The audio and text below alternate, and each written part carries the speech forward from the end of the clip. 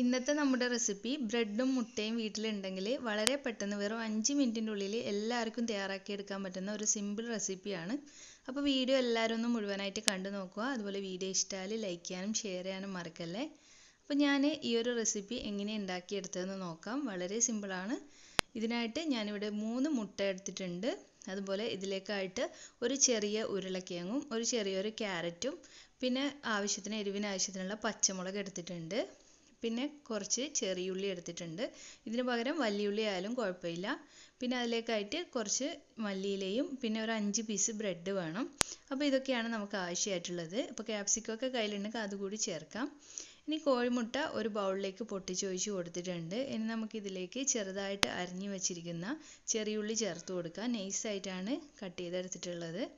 അതുപോലെ തന്നെ നമ്മൾ കട്ട് ചെയ്ത് വെച്ചിരുന്ന പച്ചമുളക്, ഇതിൽ നമ്മൾ കുരുമുളക് പൊടിയും അതുപോലെ തന്നെ മുളക് പൊടിയും ചേർക്കുന്നുണ്ട്. അപ്പോൾ പച്ചമുളക് അത് നോക്കിയിട്ട് ചേർക്കാം.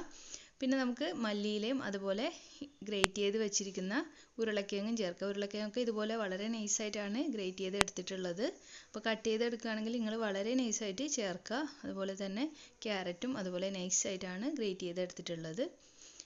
ഇനി നമുക്കിതിലേക്ക് കുറച്ച് മസാലപ്പൊടികൾ ചേർക്കാം. അതായത് 1 ടീസ്പൂണ് കുരുമുളക് പൊടി ചേർത്ത് കൊടുക്കുന്നുണ്ട്. അതുപോലെ തന്നെ ഒരു 1/2 ടീസ്പൂണ് മുളക് പൊടി, പിന്നെ ഒരു 1/4 സ്പൂണോളം മഞ്ഞൾപ്പൊടി ചേർക്കുന്നു. അതുപോലെ കുറച്ച് ഗരം മസാല, ഒരു 1/4 സ്പൂണോളം ഗരം മസാലയും പിന്നെ ഇതിന് ആവശ്യത്തിനുള്ള ഉപ്പും കൂടി ചേർത്തിട്ട് ഒരു ഫോർക്ക് വെച്ചിട്ട് നല്ലപോലെ ഇതുപോലെ മിക്സ് ചെയ്ത് കൊടുക്കാം.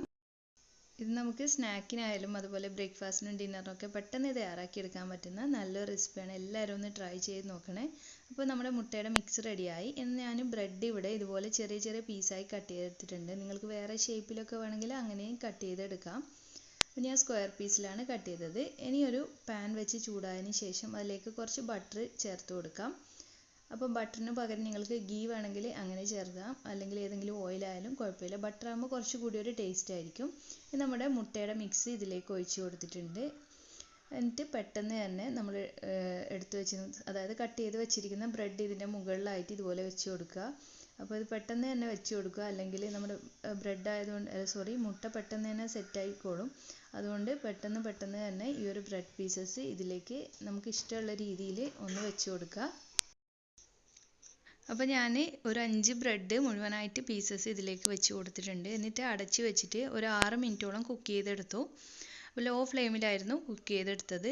എന്നിട്ട് നമുക്ക് വേണമെങ്കിൽ ചെക്ക് ചെയ്ത് നോക്കാൻ സൈഡ് ഒന്ന് ജസ്റ്റ് ഒന്ന് നോക്കിയാൽ മതി. നമ്മുടെ അടിയിലുള്ള ഓംലെറ്റ് റെഡിയായോ എന്ന് ഇതുപോലെ ഒന്ന് ചെക്ക് ചെയ്ത് നോക്കുക.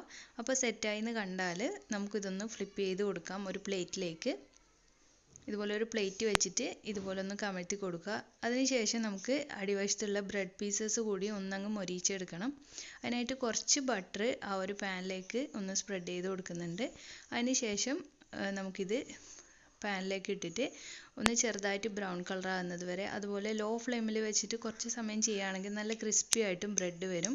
അപ്പോൾ ഒരിക്കൽ നിങ്ങൾ ഫ്ലെയിം കൂട്ടി വെക്കാൻ പാടില്ല. ബ്രെഡ് ആയതുകൊണ്ട് പെട്ടെന്ന് തന്നെ കരിഞ്ഞു പോകും. ഒരു 3-4 മിനിറ്റ് ഇതുപോലെ ഒന്ന് വെച്ച് കൊടുക്കുക. അതിന് ശേഷം ഫ്ലെയിം ഓഫ് ചെയ്തിട്ടും കുറച്ച് സമയം ഒന്ന് വെച്ച് കൊടുത്താൽ മതി. അപ്പോൾ കണ്ടില്ലേ, കറക്റ്റ് നല്ല ഗോൾഡൻ കളറായിട്ട് വന്നിട്ടുണ്ട്. നല്ല ക്രിസ്പി ആയിട്ടാണ് മുകൾ ഭാഗം ഇരിക്കുന്നത്.